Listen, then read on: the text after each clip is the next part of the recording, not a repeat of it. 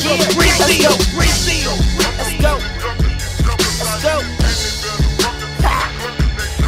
go. I told y'all. Shout out to Bud B. Pay attention. What's going on, YouTube? We're back in the Low Key Cave. Keyshawn 9's YouTube page, aka Mr. Low Key. Happy holidays, man. You know your boy trying to get in the holiday spirit. Yeah, I had to put on top of my head because my head way too big for this goddamn little ass Christmas head. I think it's actually one of my kids. But you know, I come in here with the holiday spirit. I wanted to give a shout out to everybody that's enjoying their holidays. Make sure you have a Merry Christmas. Make sure everybody enjoy themselves. Shout out to the kids that's gonna get up and open these presents tomorrow, man. Oh, it must be so wonderful to be a child. Anyway, take that off. Shout out to everybody that's coming through, man. Make sure you hit that like button. Make sure you hit that subscribe button. Not subscribe to the channel, man. We got a new Power Book 3 review. Of course, this is Season 3, Episode 4, and Sheep Clothing's review. Your boy Kanan is out here making his moves, but the guy he supposed to been working with, or pretty much made the deal with, as far as the guy who had the carriers or the runners, his people leaving. They making all this money with Kanan. Why the fuck we need to be moving Yoshi? Like, why are we doing that for? And we got this coming in. That's a waste of time. But he's pretty much trying to see a recoup, basically. Like, nigga, how am I supposed to work? And we supposed to have a deal with him. So Kanan pretty much breaks them off and lets them know, like, hey, this holds you over to the meantime. We'll figure something else out. Or basically try to hire more workers. Outside of that, one of Kanan's workers actually ends up getting caught. And he ends up calling his Uncle Louie. But he not giving them the full story or whatever. But hey, I'm looking at Kanan like this smart, making sure he immediately on it as far as the people that's working for him, getting them out. And another thing, you know, make sure they ain't snitching or whatever. But of course, he out here doing his thing, man. But it's definitely gonna come to bite him in his ass by the end of this episode. Not necessarily on his part, but we're gonna talk about it. We're gonna get to your mama, Rock. Man, Ronnie Myers. Ronnie Myers is out here trying to get it on and get in that mode because he like, I'm not waiting for no damn unique. Fuck a unique, nigga. I need my own thing. So he making his rounds, going to holler at people, trying to see if he can get some work. First things first, my man needs some money. So we are finally introduced to Snaps, character named Snaps, and of course, played by my guy from The Wire, a bunch of other shit, Waiting to Exhale, a bunch of other shit, but The Wire, that's the one. So we are introduced to Snaps and his lady. And this is some guy or some people that Ronnie used to work with or work for, but I'm thinking work with because the way he talking to him is like, I made y'all some money. So more than likely they were supplying him or whatever. Or, I don't know, because I'm guessing if they were supplied, then he would have went to them asking for a supply instead of money or whatever. But, or it was like, I can't ask for both. I don't know, but he trying to get some ends so he can go out here and make his own moves. And they basically sitting there like Snaps like, nigga, maybe you need to wait on Unique, man. See what Unique got going on. And of course Ronnie ain't trying to hear none of that shit. And Ronnie, like, Ronnie in his mannerisms, like, bro make everything awkward as fuck and scary. Like him just pulling up, sitting down in a chair. Like, what the fuck? Like, what's wrong with this? Bro, goddamn, the way he senses, the way he eats food, or anything. We finally get this nigga eating pizza too outside of just cereal. But I'm saying, bro, everything, shout out to the writers in Power Book 3. Shout out to y'all. Sasha Penn, what y'all out here doing is very impressive, man. Because these are little things. These are little things. Him not talking no dialogue, his mannerisms, his movement, his body language, nigga.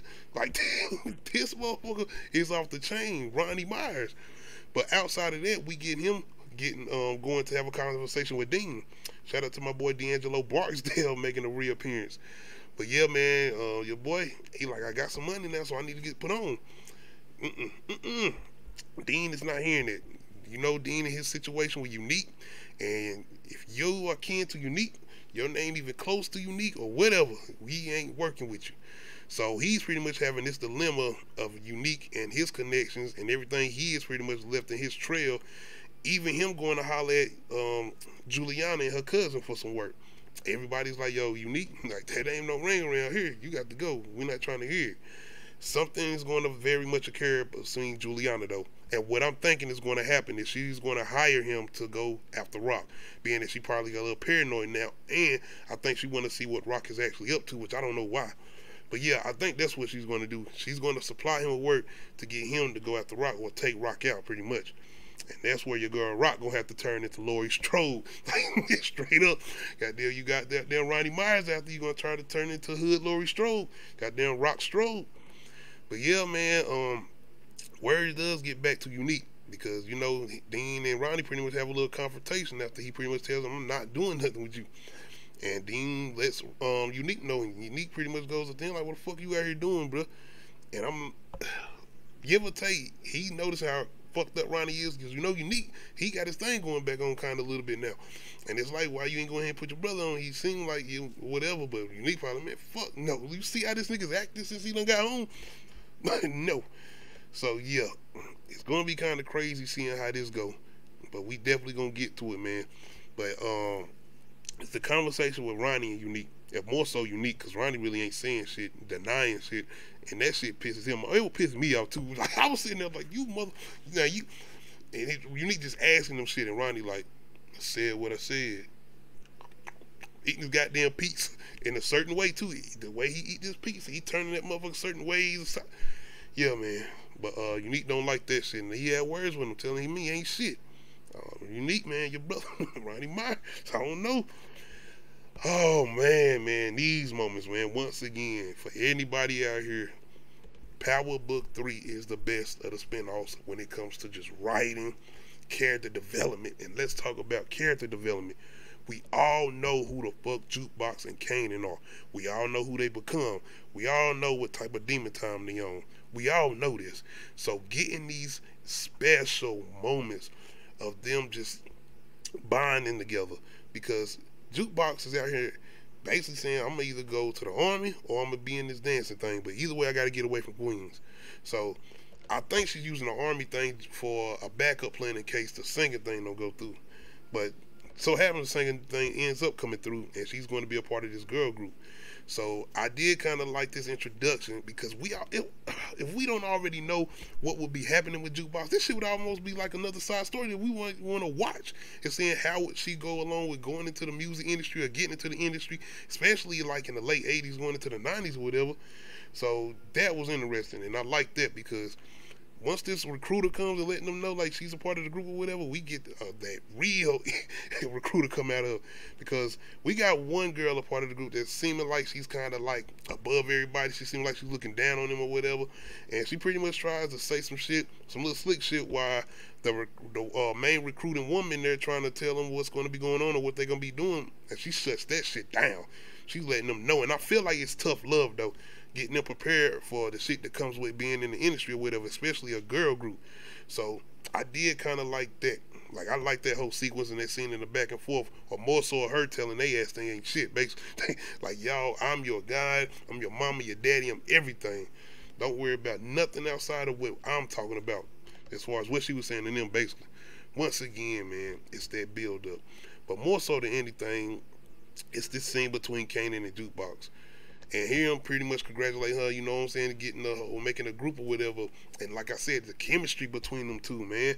And him just really being real playful with her. But it's just that love you see between them. They even have a moment where they tell each other they love each other, man. And we already know some shit is coming down the road where not only a lot of devastating shit gonna happen to them to make them turn the way they turn, but you know they gonna have their turmoil too. Because you know when we meet them in the original Power, they ain't eye to eye. So that's the shit that I'm really enjoying about this. It's bittersweet, but at the same time, I'm really enjoying what they're doing with this slow pace. Like this real slow pace of what we really waiting on, as far as the ruthlessness of Jukebox and Kanan, and the fact that Jukebox is way more relentless than Kanan.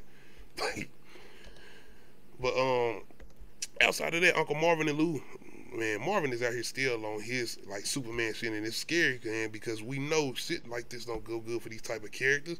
Like the way they keep just building up Marvin's characters, making us enjoy him more and more, making us embrace him more and more. The attention to detail of what they doing with the relationship between Marvin and Jukebox, and the way they keep building it up more and more, making him just this such a pivotal father outside of what we got when we met him in season 1. Like, come on, man. And even with Lou and what we get in his transformation somewhat, the man is pretty much a drunk at this point. But they are trying to put this thing together where, you know, Lou and this woman at this bar, you know, had a connection with his daddy, and seemed like they're trying to come in and buy because she seemed like she's on the road to probably early retirement or somewhat. But Marvin whole thing is like, well, nigga, I'm gonna move product out of here. I need drug dealer. Yeah, I remember what he said to the white dude, like, I am a drug dealer. But Marvin wants this to stay clean. He don't want to do all this, so he really asking Lou to like keep this like out of that mix. But I think something's gonna happen, and like I said, I think it's gonna come down to with Rock. Cause I ain't, you know what? We're gonna get the Rock. We're gonna get the Rock. Speaking of Rock, yeah, your boy Howard. Hey, the feds is on him, and they ain't looking like they going away no time soon. And he letting Rock know that they not buying this whole story of your boy Camacho or whoever, you know, the big music mogul dude who pretty much they trying to portray a Suge Knight or some shit. But yeah, man, he's saying they not buying that shit, and they got eyes on us, and you know, and we definitely been seeing them still taking pictures of Rock or whatever. You see it throughout this episode. But Rock is definitely focused on Kanan, like, and I think she is taking in what he's saying, and it does kind of make me feel, and now that's another thing I appreciate about the writing, because at this point I'm almost at the end of like, is Rock like really trying to be out? Like, is she really trying to be out, and something is going to pull her back in? Like, and I feel like this might be what we got going on, because I've been feeling like she had a plan up her sleeve, like she working on something, and that's the only reason she just standing back right now. But honestly, I feel like she might honestly be trying to be out and for Kanan. But we gonna see, man. But the extent and the limit she willing to go to get that like love back from Kanan, or to get him to stay out of the trouble, or to see the path that he's on, being that, you know, she introduced him to this life. Shout out to Howard and what he said, give or take, nigga, you was messing with her when she was 16, so you still not a good guy. It's just that whole conversation, but it's leading up into what Rock ends up doing, because you know Kanan told Famous not to let Rock in the house. Of course, Famous. Rock comes, he knocking on the door, she let him in, but my girl puts a gun in Kanan's book bag, and I'm like, at first, my goofy ass thinking, oh, she doing it because she see what he already doing, and she want him to have some type of protection. No. I wouldn't even think about the whole school shit. No, nigga. Rock is setting your man up. So your boy Kanan is dumbfounded, don't know nothing about the gun, and Famous, of course, don't tell him, and he goes to school and get caught with the gun. So here comes Rock, and this is probably, now I would say, the first part of her plan, because I'm like, how? Because in this episode, she having a conversation with Unique, and she like, Kanan about to come home, and I like this conversation. Once again, good character to build up, because we could see that these niggas falling in love with each other. Like, let's be clear, Unique and Rock are falling in love with each other, but they ain't gonna necessarily come out and say it, especially more so Unique. But yeah, man, she like, Kanan about to come home soon. I'm like, nigga, Kanan did not come home no time soon. Like, bro, giving you the coldest shoulder in the world. Like, he don't want no car, he don't want nothing from you, he ain't accepting no money, he not coming home. But yeah, your girl goes to the like lowest of the lows and get your boy caught with a gun in school. This shit could have went any way. But I think she knew what they was going to do, and they pretty much set up this like probation plan for him to pretty much be supervised surveillance, knowing that he got to stay at his mama's house, and they gonna be checking on her too to make sure he in a stable environment or whatever, because she can get in trouble. So now he even putting that guilt on him, being that she even set this whole thing up. That shit is messed up, man. But even with this being going on, your boy Howard is letting Rock know, hey, like, you have to call somebody else, because she ended up calling him for this situation, as him getting caught in school with the gun, and they end up dropping the charge. But like, nigga, you set this up. But still, she's like, hey, I'm done. And that's Howard. Like, I'm done. Don't call me no more, nothing. But I'm wondering, is this the same thing he's doing towards Kanan, or he gonna let Kanan still communicate him, or is he gonna try to get him with some tough love now, saying, nigga, you want to be out in these streets, you're gonna have to take what comes with it as far as getting in trouble and going to jail. But yeah, man, definitely, your girl Rock said, oh, fuck this, man, I ain't got time no more, you gotta come your ass home. But I'm looking at it like she was like seeing that the feds are watching, and she don't feel like Kanan is smart enough to understand what's actually going on right now. And she took the desperate measures, or drastic, I would say drastic, not desperate, well, kind of both, but she just took them measures to make sure she could keep him out of the streets or whatever, and out of the situations that can end up in jail or prison, knowing that the feds are watching real heavy right now, and she don't think he understands that. So that's how I'm kind of looking at it too. I know she did something fucked up, but still, I'm looking at it like that too. Like, she was looking at it like, nah, man, like, he's out here just running wild, being rebellion, so she trying to shut this shit down. Ronnie goddamn Myers. I got an issue with Dean. What the fuck, like, bro, so you telling me you are a supplier, you're a main supplier, maybe not the South Side right now, but you are still very much a supplier, no security nowhere. You'll come to a goddamn bingo game with your grandmother, but you don't have security at your home? Why? And I'm gonna talk about this as far as Power kind of having this type of issue with building certain characters up and just knocking them off very, very easy. And just like trash or something. But then we've been around this nigga, and he seems like he's top big, you know what I'm saying? And then he ain't necessarily been like in multiple episodes. He done been here and there, and more so the first season. I don't even, was he in the second? Yeah, he was. That's when Unique got out of with him. But still, man, it's like, man, how the hell did he not have nothing? No, like, even that one midget dude that he have at the bingo games with him, like somebody. Because I'm thinking, brother, people know who you are, but maybe you thinking people ain't crazy enough to come after me or whatever. That could be a thing. That's another thing with ego too then. But yeah, man, just feel like it definitely should have been some protection there though, man. I didn't understand that, but we are officially in the territory of Ronnie Myers, full mode hood Michael Myers. Cause my nigga comes straight in there and like grabs the butcher knife, like the Michael Myers knife. Like come on now, like he grabs the damn Michael Myers knife. Give or take, I don't know if they trying to be funny, but he got the OJ gloves on. But the way he even stabs Dean is some Michael Myers shit. Like y'all, I don't know if y'all familiar with the Rob Zombie Michael Myers or even the newer ones that came out 2018, the David Gordon Green's Halloween movies. But Michael very fucking aggressive stabbing you. He started breathing real hard. Yeah, and that was this shit. Like he wouldn't stop. But man, your boy D'Angelo from the back again. No homo pause.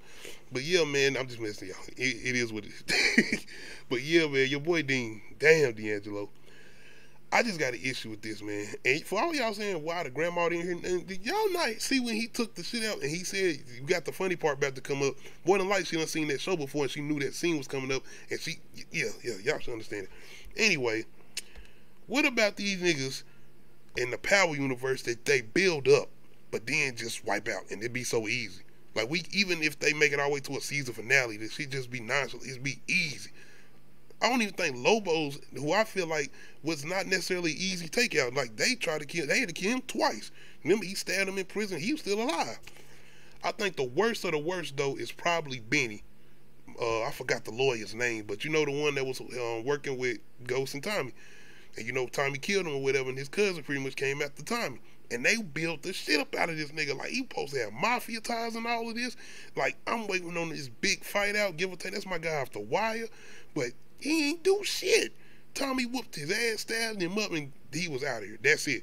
Like, we had the whole little shit with the daughter happened to go stay with him. Like, we getting built up. And I'm like, Tommy is a character that we necessarily hadn't had somebody who come in and really challenge him outside of Ghost.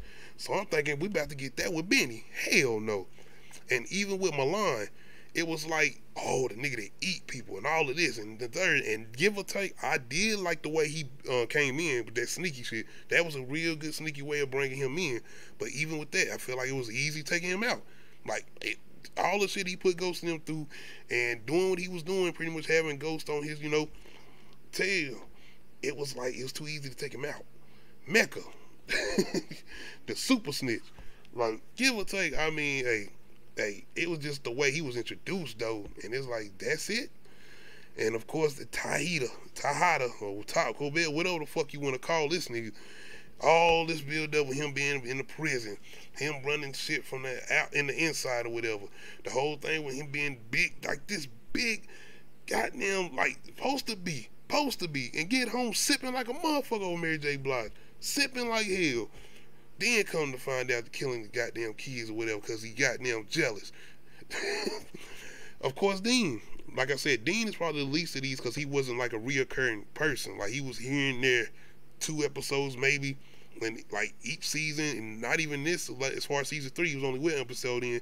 But I do just feel like it's just like these build up with certain people, more so Benny than any of them, that it was like, what the fuck? Like, no challenge, no nothing.